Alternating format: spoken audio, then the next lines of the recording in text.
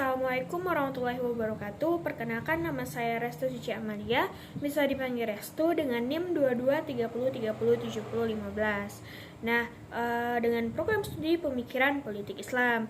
Di sini saya diberikan tugas untuk menjelaskan tentang biografi Amir Syarifuddin. Nah, teman-teman udah pada tahu belum siapa sih beliau? Kalau belum tahu, yuk kita tengok selanjutnya. Nah, selanjutnya kita masuk kepada biografi Amir Syarifuddin. Nah, Amir Syarifuddin dilahirkan pada tanggal 21 Mei 1907 di Medan, Tapanuli Selatan. Amir memiliki percampuran antara Kristen dan juga dari pasangan Baginda Soripada Harahap dengan Basoeno Boru Siregar. Amir Syarifuddin merupakan anak sulung dari 7 bersaudara yang berasal dari keluarga terkemuka. Nah, pada masa beliau kecil dihabiskan di Europese Lage School atau ELS, Sekolah Dasar Berbahasa Belanda di Medan, yang didirikan oleh pemerintahan Hindia Belanda khusus untuk orang-orang Eropa, keturunan timur, dan elit atau golongan priai dari bumi putera. Nah, setelah selesai menempuh pendidikan dasar pada 1921 di usia 14 tahun, Amir dikirim ke Belanda oleh ayahnya untuk melanjutkan pendidikan SLTA. Dan selanjutnya pada tahun 1921, Amir Syarifuddin memilih melanjutkan pendidikannya di sebuah gimnasium negeri di Haarlem karena sangat tertarik dengan berbahasa kuno.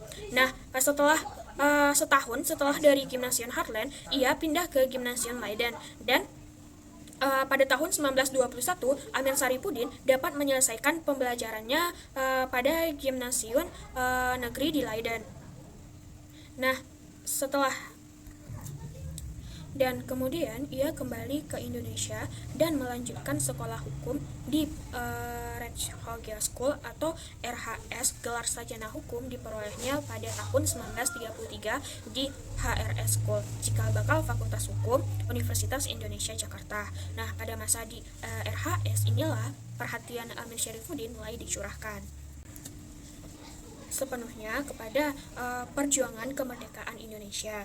Amir Syarifuddin dengan kawan-kawannya di Indonesia Julkebau, yaitu kumpulan anak-anak asrama di Keramat 06 yang disebutkan oleh Abu Hanifah sebagai salah satu kelompok angkatan 28. Dalam asrama tersebut, sering diadakan diskusi-diskusi yang menyangkut soal politik, kultur, masyarakat, kolonialisme Belanda, dan terutama kekaguman mereka terhadap Marx dan Engels. Hal tersebut menjadikan Amir aktif dalam berbagai organisasi, baik itu dari organisasi kedaerahan hingga organisasi pemuda tingkat nasional atau yang bersifat nasional seperti Perhimpunan Pelajar-Pelajar Indonesia atau PPPI, kemudian Komite Jong Sumatera Bon, dan Jong Bata yang kemudian Amir mewakili dari organisasi tersebut. Dalam peristiwa yang terjadi pada 28 Oktober 1928, yaitu diadakannya Kongres Pemuda II, beliau sendiri menjadi bendahara yang mewakili Jong Bata. Nah, kemudian peranan Amir terhadap bangsa ini terus berkembang dengan mendirikan dan bergabung dengan partai-partai politik.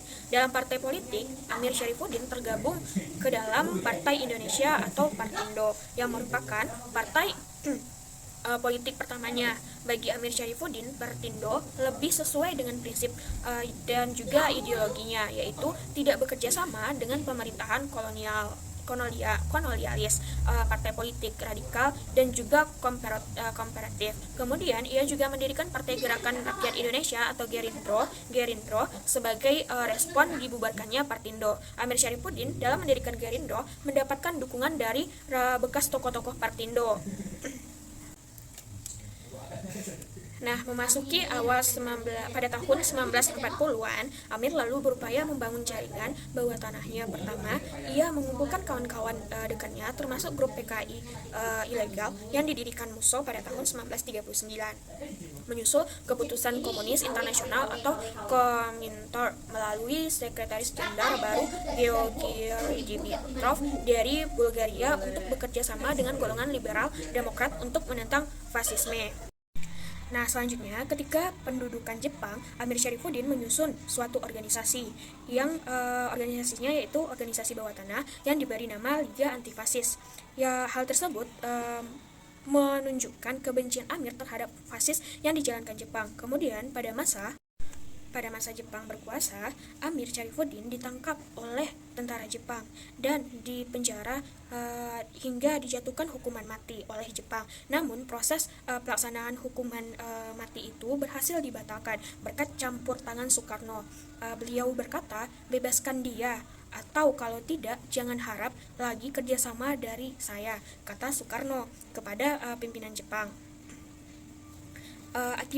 Akibatnya atas campur tangan dari Soekarno-Hatta, hukuman tersebut diubah dari hukuman mati menjadi hukuman seumur hidup.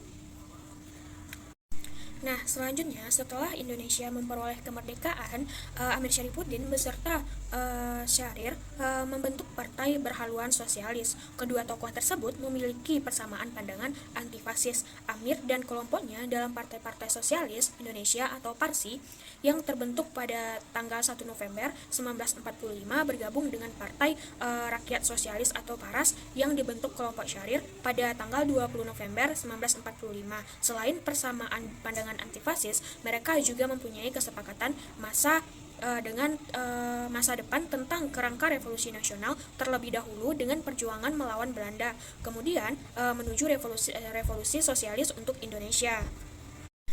Nah, selanjutnya di awal kemerdekaan Indonesia, Amir mulai berperan penting terhadap jalannya pemerintahan Indonesia yang baru lepas dari kolonialisme. Diawali dengan menjabatnya sebagai Menteri Penerangan pada masa Kabinet Presidensial Soekarno. Kemudian Menteri Penerangan dan Menteri Keamanan Rakyat atau Pertahanan di Kabinet Sultan Syahrir I, Kabinet Sultan Syahrir II, dan Kabinet Sultan Syahrir III, hingga kemudian menduduki sebagai Perdana Menteri menggantikan Sultan Syahrir ketika hasil perjanjian Linggarjati yang diwakili Sultan Syahrir dianggap merugikan Indonesia. Ketika Sultan Syahrir dianggap gagal dalam menjalankan perundingan yang mengakibatkan partai oposisi maupun pemerintahan mulai tidak memberikan dukungannya kepadanya. Dengan sikap dukungan yang tidak menentu dan kondisi pemerintahan negara yang sedang genting, akhirnya Sultan Syahrir mengembalikan mandat kepada presiden.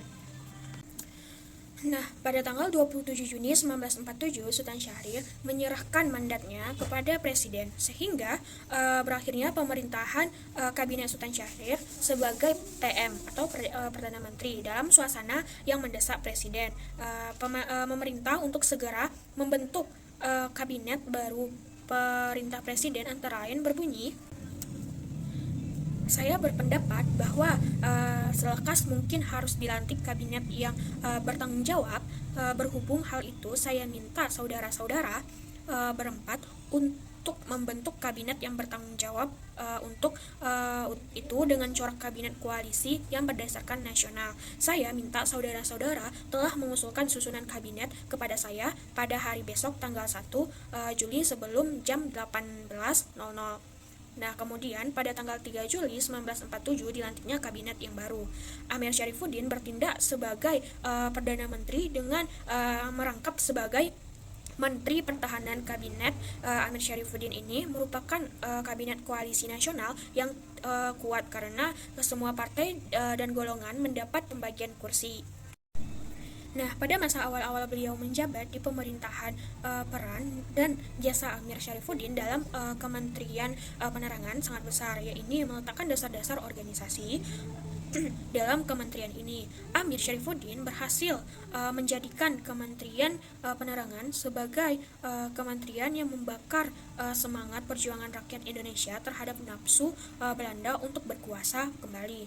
Kemudian peran Amir Syarifuddin sebagai Menteri Keamanan Rakyat yaitu meletakkan dasar, hakikat, dan sifat daripada Angkatan Bersenjata Republik Indonesia.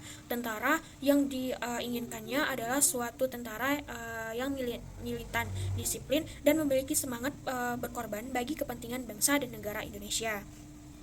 Kepentingan bangsa dan negara harus tempatkan di atas kepentingan pribadi. Amir Syarifuddin menginginkan agar di Indonesia hanya terdapat suatu kesatuan tentara, yaitu TKR atau Tentara Keamanan Rakyat. Nah, akan tetapi untuk membentuk TKR, Amir Syarifuddin harus bertindak hati-hati karena situasi Republik Indonesia telah melahirkan banyak kesatuan perjuangan. Nah, setelah begitu banyaknya peran penting beliau terhadap Indonesia, beliau wafat pada tanggal 19 Desember 1948 dan beliau juga merupakan seorang politikus dan jurnalis Indonesia serta beliau menjabat sebagai Perdana Menteri Indonesia ketika Revolusi Nasional Indonesia sedang berlangsung. Amir Syarifuddin adalah pemimpin sayap kiri terdepan pada revolusi. Pada tahun 1948 sebagai pemimpin pemberontakan PKI Madiun bersama Musso, Amir dieksekusi mati bersama beberapa tokoh PKI lainnya yang terlibat pemberontakan PKI 1948. Nah, begitu banyak perjuangan dan jasa-jasa beliau terhadap Indonesia. Namun masih banyak di antara kita atau generasi muda sekarang yang belum tahu tentang gimana beliau untuk memerdekakan Indonesia serta perjuangan beliau terhadap Indonesia. Nah, untuk itu mari kita kobarkan semangat kita untuk selalu terus mencari tahu apa aja sih atau siapa saja sih orang yang bisa memperjuangkan Indonesia pada tahun sebelum-sebelumnya. Untuk itu mungkin hanya itu video dari saya tutup dengan assalamualaikum warahmatullahi wabarakatuh.